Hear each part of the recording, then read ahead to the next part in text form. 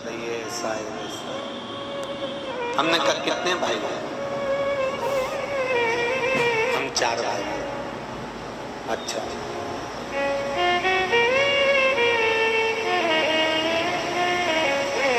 सब एक साथ रहते हैं कि अलग अलग रहते हैं? सब अलग अलग रहते हैं।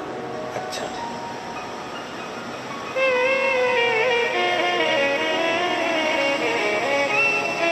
मम्मी पापा किसके साथ रहते हैं?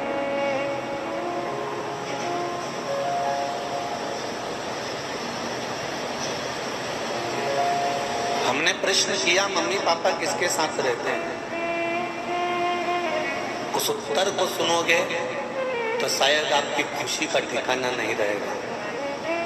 मम्मी पापा 4 में से किसके पास रहते हैं? तो वो लड़का कहता है मैं मम्मी पापा के पास रहता हूं।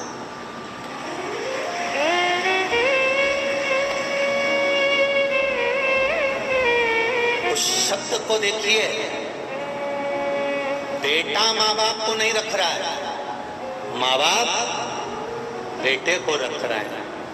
घर में बुजुर्ग माता पिता जब तक रहे तब तक तुम्हारे मुख पर यह शब्द नहीं आना चाहिए कि मैं अपने माँ बाप को रख रहा हूं। नहीं, मेरे माँ बाप ने मुझे पाल पोस कर बड़ा करा, वो मुझे रख रहे हैं। ये सारी उनकी स्माइल की दौलत है, ये सारी उनकी स्माइल की दौलत है। घर में बुजुर्ग स्माइल देता है तो बेटे की 4 मंजिल की बिल्डिंग खड़ी हो जाती है। घर में बुजुर्ग स्माइल देता है तो बेटे की गाड़ी आ जाती है। घर में बुजुर्ग स्माइल देता है तो बहू की संतान से गोद भर जाती है। घर में बुजुर्ग स्माइल देता है तो घर में खुशियां आ जाती है। और जिस घर में बुजुर्ग की आंखों में आंसू आ जाते हैं उसको नष्ट होने में ज्यादा साल नहीं लगते, नीचे आ जाता है।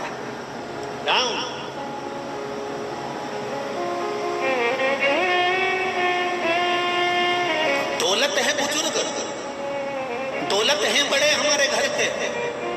कई लोग कहते हैं हमारी मम्मी पक्षपात करती है, हमारे पिताजी पक्षपात करते हैं, वो हमको अपशब्द कहते हैं, वो हमको गाली देते हैं। पक्षपात करते हैं ना, हो सकता है सोने को जितना तपाया जाता है उतना निखार आता है। सुनार उसको कूटता है, पीटता है, तपाता है, फूकनी से फूक मारकर उसको जलाता है, काला तक कर देता है। पर सुनार को मालूम है कि मैं अभी पीटूंगा, अभी मारूंगा, अभी इसको तारूंगा, जब ये बिकेगा बाजार में तो इसकी कीमत बढ़ जाएगी। एक मार्बल का टुकड़ा मंदिर में फर्श में लगता है, तुम्हारे यहीं के मंदिर में जाकर देखना, कहीं के भी पत्थर में भी मार्बल, पांव के नीचे भी मार्बल लगा है। और जो मूर्ति भगवान नारायण की, लक्ष्मी की, विष्णु की, दत्त की जो मूर्ति सामने है वो भी मार्बल की है। बोलो सही है कि गलत है? मार्बल जमीन में भी लगा, मार्बल मूर्ति में भी लगा। एक ही मार्बल, एक ही खदान का, एक ही दुकान का, जमीन में भी लगा है और मंदिर में भी रखा है। बस अंतर इतना था, मार्बल जब खदान में से निकलता है तो प्रत्येक मूर्ति बनाना वाला प्रत्येक खदान के पत्थर की मूर्ति बनाना चाहता है। क्यों? मूर्ति की कीमत ज्यादा मिलती है, जमीन पर लगने वाले फर्श की कीमत कम मिलती है। तो प्रत्येक मूर्ति बनाने वाला मूर्ति बनाना चाहता था। उसने पत्थर निकाला, निकालकर तराशना प्रारंभ करा। उसने जो हथौड़ी मारना प्रारंभ करी, पत्थर टूट कर गिर गया। उसने कहा इसकी मूर्ति नहीं बन सकती, इसको पांव के नीचे लगवा दो। तो जमीन पर लगाया गया। जिसको तराशा गया, जिसने चोट को सहन करा था, हथौड़ी को सहन करा था, जो चोट सहन करता गया वो मंदिर में बैठकर पूजा गया, वो भगवान बनकर पूजा गया। जो चोट सहन नहीं कर पाया वो जमीन पर रखा गया। उसके लोगों ने थूका, गालियां दी, पत्थर रखाया, लात रखाई, जूता रखाया। उस पर किसी ने पूजन नहीं करी, उस पर लात रख कर गए। बस माता पिता अब शब्द कह रहे हैं, माता पिता ताने दे रहे हैं, माता पिता गालियां दे रहे हैं, माता पिता पक्षपात कर रहे हैं। उनको करने दो, हो सकता है वो तुमको तपाएंगे, इतना तपाएंगे, इतना तपाएंगे कि सोने जैसा निखार देंगे।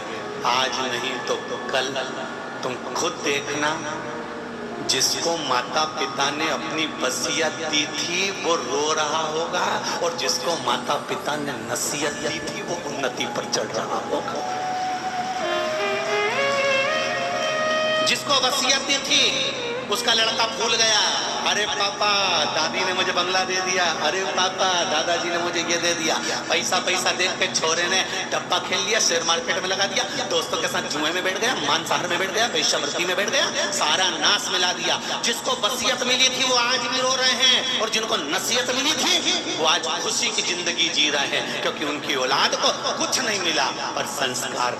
दादी की सेवा करना, पापा दादी तो मुझे पूछती तक नहीं, कोई बात नहीं, पानी पिला कर आ, दवाई देकर आ, जा डॉक्टर को दिखाया। पापा तो ताऊ जी का लड़का भी तो है, उसके पास तो गाड़ी है, अपन क्यों जाए? बेटा माँ है ना, दादी है ना, अपने पास कुछ नहीं है, जा साइकिल पे बिठा कर ले जा, जा गोदी में उठा कर ले जा, जा दादी को दिखा कर आ, जा दादाजी का हाथ पकड़ कर जा।